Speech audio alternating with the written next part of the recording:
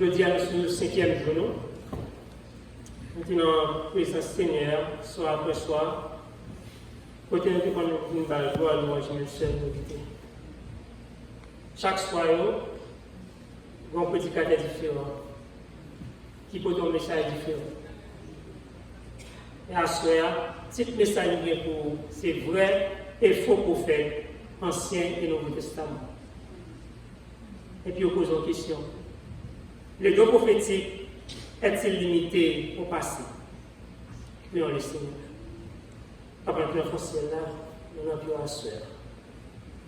Nous ne connaissons rien, mais nous avons un sujet de nous avons développé comment on va explication sur la présence de cet esprit, ou même à faire ça dans la vie. Nous prions au nom de Jésus. Amen. Le sujet a commencé comme ça. Donc, nous connaissons après une réunion d'église, pour réunion ça n'a pas à faire. Il y a un adepte qui posait une question claire et directe. Pourquoi Dieu ne me parle-t-il pas? C'est question que ça a posé pour ça que Dieu pas qu'à parler avec directement. Il y a une réponse qui est simple et claire. Dieu parle à chacun de nous par la Bible. Nous comprenons. C'est à travers la Bible que bon Dieu parlait à nous chaque qui l'a. Mais alors, pas de satisfaire vraiment, il dit ça. Mais ça, nous déjà connaît. Pour qui ça va parler avec nous particulièrement? Nous déjà connaît pour qui ça. Question ça que avec la posée, nous-mêmes qui l'a, qui chita la soeur, en plus, nous avons posé la même question ça. Pour qui ça, bon Dieu, pas parler avec nous, journée aujourd'hui. Qui cause qui fait ça? Que Dieu nous s'il est vrai qu'il nous a parlé dans le passé par les prophètes, et particulièrement par son Fils Jésus. En revanche, nous pouvons très bien demander pourquoi il ne parle pas à notre époque. Dans l'époque, ça que nous venons de dire. En plus, nous avons posé des questions pour qui ça va Dieu pas parler avec nous. En répondant à cette question, il faut considérer si le don prophétique a cessé avec la fermeture du canon biblique, ou si Dieu a suscité des prophètes depuis lors, ou s'il en fera dans l'avenir. Je dis, est-ce que deux prophétiques ont campé? Ou bien, est-ce que la cité des prophètes? Ou bien, dans l'avenir, est-ce qu'il a avoué l'autre? C'est question que ça est opposé. Et nous-mêmes, qui étudions de la Bible, c'est raison ça fait demander nous pour lire la Bible, pour étudier la Bible, afin que nous nous ayons une vraie réponse à toutes ces opposés-là. Parce qu'en plus, nous connaissons des réponses au sujet de ça. Nous continuons avec ce sujet-là, nous posons une question et disons un don qui a cessé. Nous disons bien deux visions qui opposent, deux vies opposées, qui existent à l'égard de la validité du don prophétique. Premièrement, ils disent les cessationnistes croient que les dons spirituels, comme parler en langue, dons de prophétie, les dons de guérison, tout le bagage a cessé après l'époque apôtre. Selon cette vision, il s'agit des dons surnaturels conçus pour fonctionner en tant que signe dans le contexte de l'émergence de l'Église chrétienne et de la programmation initiale de l'Évangile. C'est ça son mission. C'est un monde qui a dit qui n'ont série de l'autre groupe, mais qui pensait comme ça. Qui dit que don spirituel ne cessé, pas de don spirituel encore, depuis que la Bible est écrite, pas rien de pas ça encore, bon Dieu pas ça encore, et ça le dit. C'est ça que nous avons deux vies opposées.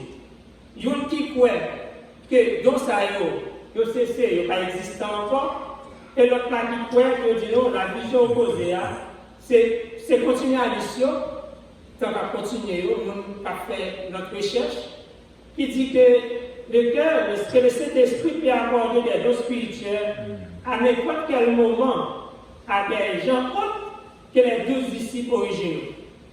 C'est ça, continuation, faire nous connaître. Et ça fait nous gagner deux vies qui opposent. Une qui croit que bah, ils ont fini depuis et la Bible a fini écrit sur la révélation, car bon Dieu va bailler donc encore. Et l'autre qui dit que bon Dieu, par le spirituel, baille dans ça disponible. C'est sa solution que le spirituel d'une réjouissance dont David pour cela le principe.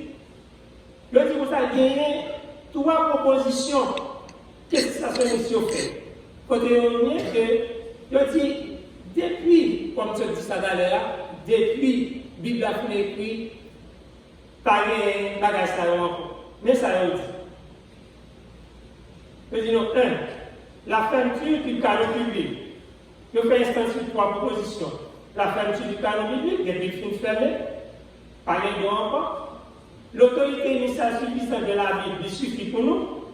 Et une pertinence absolue des Écritures pour guider l'Église au temps de la fin. Ça veut dire ça, nous jouons là qui est puis là, que nous connaître, il suffit pour nous. Nous n'avons pas besoin de notre bagage encore. C'est ça seulement nous besoin, que depuis que le canon public a été fini et puis il est fermé, ça veut dire que vous n'avez pas gagné le bagage encore qui vient. Tandis que bon Dieu dit nous, qu'il était qu'on utilisait pour faire tout, au temps passé, pour des causes bien déterminées. Cela veut dire, il était qu'on utilisait des moments difficiles, les peuples là, étaient entrés en débandade, qui ont été gagnés, il était qu'on utilisait pour faire tout, pour le ramener à lui-même. Il était permis que tu utilises les prophètes, c'est les prophètes, et les prophètes, il était qu'on utilise dans le temps, c'était les prophètes non canoniques. Nous connaissons, à travers la Bible, des prophètes canoniques, des prophètes non canoniques. Qui ça veut dire, prophètes non canoniques? Ce sont des prophètes que Dieu a utilisés, mais là, dans la Bible, nous ne pouvons pas qu'il y ait des écritures spéciales pour eux-mêmes. Par exemple, nous avons Samuel, qui est un prophète, Jérémie, nous allons dans le cas, je vais lire ça, nous lire, mais des prophètes qui ont été utilisés pour des cas spéciaux que nous avons besoin d'utiliser. Premièrement, un cas bien déterminé, c'est le cas que nous jouons dans le verset 2 Samuel 12, verset 7 à 15, que nous connaissons ça, c'est l'histoire côté David. Tu as utilisé Bathsheba, il était pris comme madame. Bon Dieu t'a utilisé Nathan en tant que prophète pour parler avec David dans le cas ça. Bon Dieu t'a utilisé un cas bien déterminé, un cas spécial pour te faire une mission spéciale. Parce que lui-même, Nathan, on ne peut pas écrire lui-même pour lui-même, mais bon Dieu t'a utilisé pour faire travail ça. Mais tu as notre prophète encore, bon Dieu cité là, bon Dieu t'a utilisé. Mais ça que ça, il considère le prophète comme prophète non canonique. À par rapport, le prophète ça, il était utilisé, pas parce qu'on peut dépasser le prophète canonique. Parce que le prophète canonique, il était travail par été fait. Mais le prophète non canonique, il était là pour diriger le peuple là, pour enseigner le peuple là, pour marcher dans la bonne voie. Depuis qu'il a détourné, a servi faux Dieu, pour l'utiliser pour ramener le peuple là à lui-même. Le certains prophètes ne sont pas entrés dans le canon biblique comme on se dit tout à l'heure. Ok? Parce que nous jouons dans 2 Samuel, quand nous connaissons Nathan, nous avons un prophète vraiment qui était un extraordinaire. Et côté, l'invité venu sous David, il était une histoire d'un monde qui vient un petit brebis, et puis, mon nom petit brebis, il fait affaire avec. Bon. David te fait jugement, te fait verdict sur Kassa, et puis il te déclaré c'est eux-mêmes. Et David te prend conscience des détails. Ça, c'est le travail pour faire nos canoniques. Mais ça ne veut pas dire pour faire ça à dépasser le prophète canonique qui est écrit dans la Bible. On va continuer. Comme on dit, le don des prophètes non canoniques n'était pas donné pour remplacer le témoignage des prophètes canoniques, mais plutôt pour produire un besoin spécifique du peuple. Nous notons cependant que que ces prophètes non canoniques enseignent le peuple forcément à la révélation de Dieu aux prophètes canoniques. Parce que depuis l'époque de Jean, la révélation, le révélateur, le canon public a été fermé. Et d'autres livres inspirés ne peuvent y ajouter. Depuis Jean, fin écrit, par un autre livre qui a ajouté, Bible a fini sous Jean. Dieu a-t-il envoyé des prophètes depuis la fermeture des canons bibliques? Et pourra-t-il en surgir un dans le présent ou l'avenir? Quel n'était pas de ça au commencement? Est-ce que, mon Dieu, depuis le canon public a fait fermé, il va faire notre lecture, l'écriture encore pour continuer, sous Jean fini? Il y a un monde qui pose des questions, est-ce que Dieu a-t-il envoyé des prophètes depuis la fermeture du canon public? Et pourra-t-il en surgir un dans le présent ou l'avenir? Est-ce qu'il y a bien qui vient? On continue ce sujet pour moi. Est-ce que question ça, il y a des réponses? Oui, il y a des réponses. Je dis nous un don désirable. Nous chacun là, bon Dieu, a une possibilité de don à chacun de nous. Nous ne pouvons pas penser même gens à ces solutions qui dit don pas exister dans le puisqu'en public tout le monde ça offre passé, mais on dit nous, parmi les dons du Saint-Esprit, le Nouveau Testament accorde une place de choix au don de prophétie. En effet, à une occasion, l'apôtre Paul met en tête de liste parmi les ministères les plus utiles à l'Église et en deux occasions, il le met au second rang. Ça veut dire don prophétique là, veut dire l'apôtre Paul, d'un côté, il mettait en premier plan, de l'autre côté, il mettait en second plan.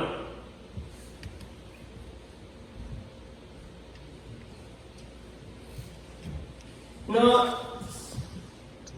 en outre, il encourage les croyants à désirer ardemment ce don, même si le Saint-Esprit distribue toujours ses dons à qui il lui plaît.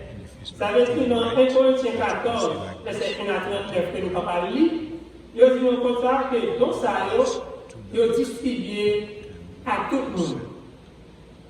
Tout le monde, bon Dieu veut libérer au don ça.